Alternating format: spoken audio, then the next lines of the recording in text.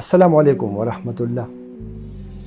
چرمخکی په پيو کې یا په خوراک کې ارتا وشوله 15 کسان ته مړه دي یا 6 کسان ته مړه دي. دا بالکل غلطه خبره ده.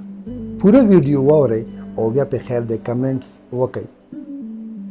د چرمخکی په خوراک کې بالکل پریوزي، خو سنت طریقه دا ده چې د شپې د خوراک لوښي د سبا د استعمال لوښي خلق سر پکې دي بندې وساتي، ځکه چرمخکی د شپې راوځي او سحر لوښی انځي او بیا استعمالي، نو د دې شیز نه خطره کمه شوله.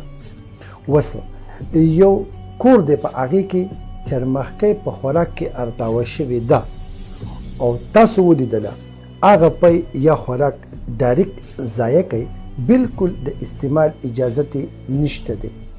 وس که یو کس په غلطۍ باندې هغه چې یا پی یا خوراک استعمال کړي دي، نو د هغې سره د فوډ پوایزنینګ مطلب په دې چرمخکی په وجود باندې د پاسه او په وجود کې دننه سالمونیلا جراثیم موجود دي، نو د هغې سره الټۍ، دستونه، د خېټې درد او بیا الټۍ دستونه د خېټې درد سیوا شي، د اوبو کمی راشي او انسان خرابولی شي.